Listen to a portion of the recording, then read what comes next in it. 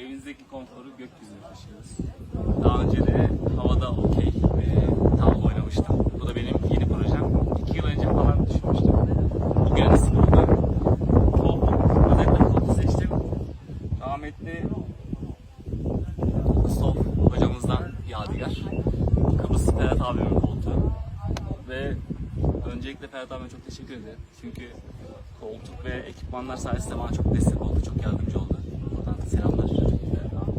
Ve bu konuda bana diğer yardımcı olan arkadaşlarım Rıdvan Mekik ve Mustafa Öztürk.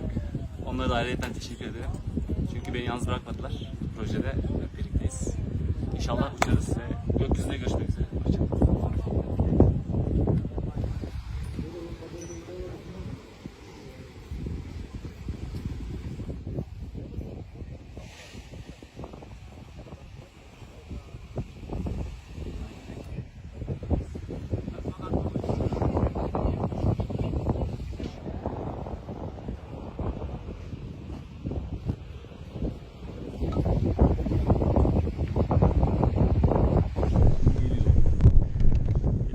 Hasan bismillah bakalım hadi.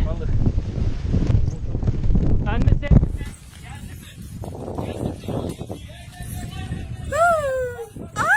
Ay Allah'ım bismillah.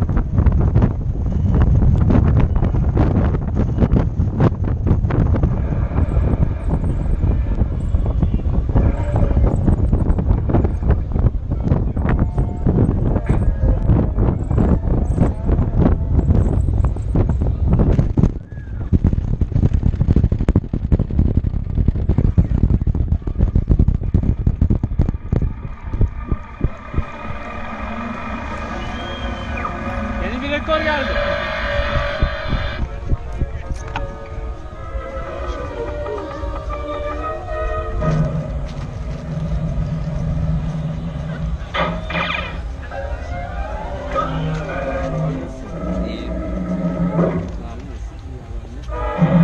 Televizyon çalışıyor bir de. Maşallah ya.